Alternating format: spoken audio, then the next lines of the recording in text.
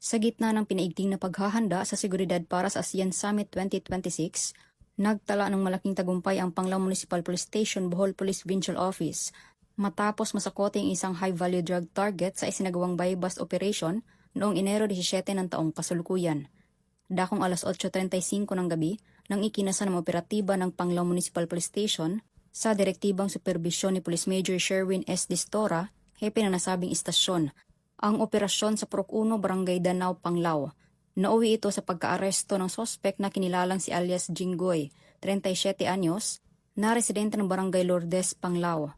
Narecover mula sa sospek ang humigit kumulang 29 na gramo na hinihinalang shabu na may tinatayang standard drug price na 197,200 pesos, gayon din ang ilang non-drug items.